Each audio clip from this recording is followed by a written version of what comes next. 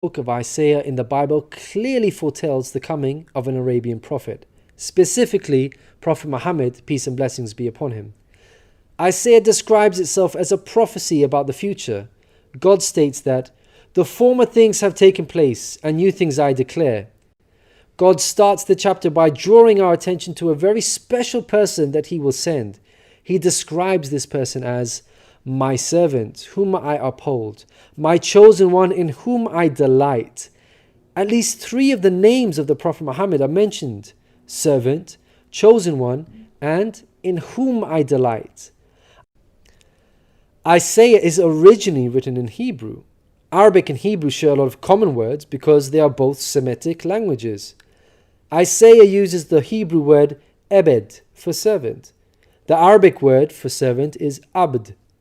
Prophet Muhammad is known as God's servant. In Arabic, Abdullah. Chosen one is Mustafa in Arabic.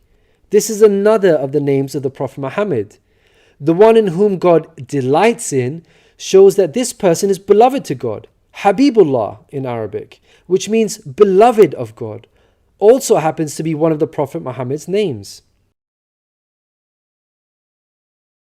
In Isaiah, God also reveals the location of this special person. He states, "Let the wilderness and its towns raise their voices. Let the settlements where Kedar lives rejoice." Out of all the nations on earth that God inspired Isaiah to mention, he chose to highlight Kedar's location, so we should pay special attention. Throughout the Bible, Kedar and his sons are linked to Arabia. For example, the book of Ezekiel tells us that Arabia and all the princes of Kedar were your favorite dealers in lambs, rams, and goats. In these they did business with you. In Isaiah, God goes on to narrow the location down further to a specific city within Arabia.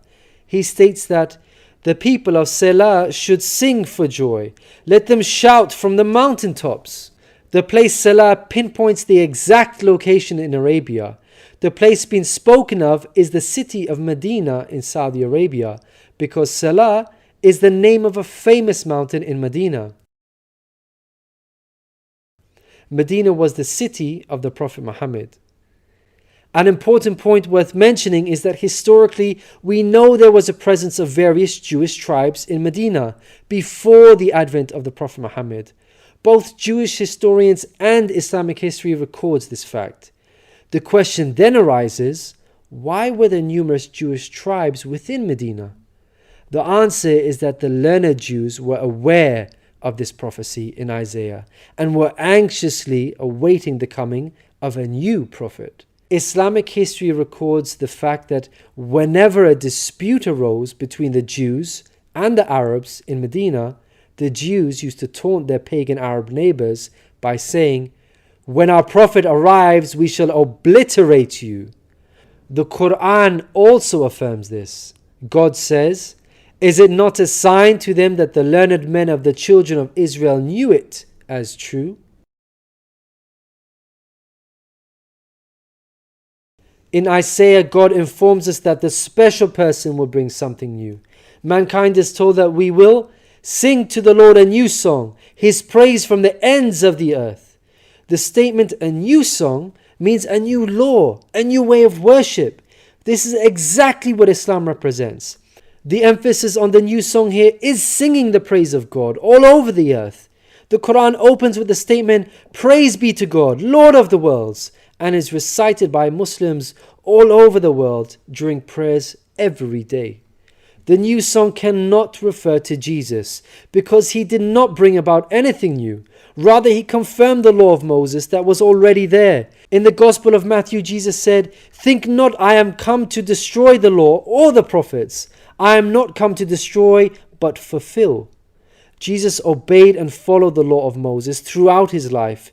Jesus didn't sing a new song. He sang the same song of Moses, the Torah.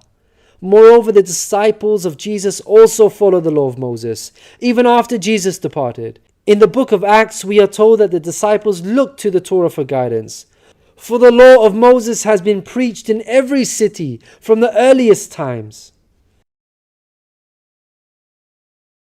In Isaiah, God emphasizes the universal mission of the coming person by mentioning that he will be made a covenant for the people and a light for the Gentiles. Gentiles means non-Jews. The Quran confirms the Prophet Muhammad, peace be upon him, was sent to the whole of mankind, Jews and Gentiles alike. In the Quran, God tells us, "We have sent you, O Prophet, as a bearer of glad tidings and a warner for the whole of mankind, but most people have no knowledge." The verse in Isaiah cannot apply to Jesus, because in the Gospel of Matthew, Jesus said, "I was sent only to the lost sheep of Israel." In Isaiah, God further states that he will lead the blind by ways they have not known. Along unfamiliar paths I will guide them. The pagan Arabs at the time of the Prophet Muhammad fit this description perfectly, because they had not been sent a messenger prior to Muhammad. The Quran bears witness to this. God states that Muhammad was sent to warn a people to whom no warner has come before. The verse in Isaiah cannot apply to Jesus, because his people, the Israelites, had already received a multitude of prophets from God. In Isaiah, God emphasizes that this special person will be sent to those who trust in idols, who say to images, "You are our gods." The whole of Arabia at the start of Muhammad's prophethood consisted of idol worshippers. Again, this cannot be a reference to Jesus, because his people, the Israelites, were monotheists and not idol worshippers. Moreover, Jesus explicitly told his disciples to stay away from the idol-worshipping Gentiles, the exact opposite of what God prophesied in Isaiah. The Gospel of Matthew tells us that these 12 Jesus sent out with the following instructions: "Do not go among the Gentiles." In Isaiah, God states that this special person will be a warrior and will go forth as a mighty man. He shall stir up jealousy like a man of war. He shall cry, yea, roar. He shall prevail against his enemies. Throughout history, God has dealt sternly with those who are sent guidance and persist in disbelief. Prophet Muhammad, peace be upon him, had to engage in many battles with the idol-worshipping enemies of God and ultimately prevailed against them. By comparison, Jesus did not triumph over his enemies. According to Christians, he was crucified by them. Moreover, Jesus wasn't interested in fighting. He was not a man of war. He was a pacifist, according to the Bible. He said such things as, "For all who draw the sword will die by the sword," and "My kingdom is not of this world. If my kingdom were of this world, then would my servants fight." In Isaiah, God gives us a list of momentous achievements for this special person. Chief of these is that the idol worshippers will be turned back in utter shame. Not only did the Prophet Muhammad conquer Mecca, the pagan capital of Arabia, but by the end of his life, in just 23 short years of prophethood, Arabia had shunned idol worship and now worshipped the one true God of Abraham.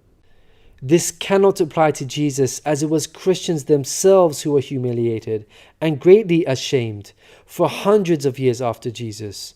They were persecuted at the hands of the Roman Empire, who were idol worshippers. They executed some of the apostles of Jesus, such as Peter and Paul. Christians were tortured and even fed to the lions. Finally, Isaiah closes with an admonishment from God. "Hear, you deaf. Look, you blind, and see. You have seen many things, but you pay no attention. Your ears are open, but you do not listen.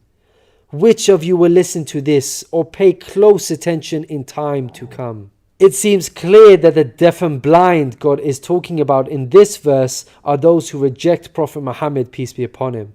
Who among you will heed God by acknowledging him? Who will listen and pay close attention in time to come?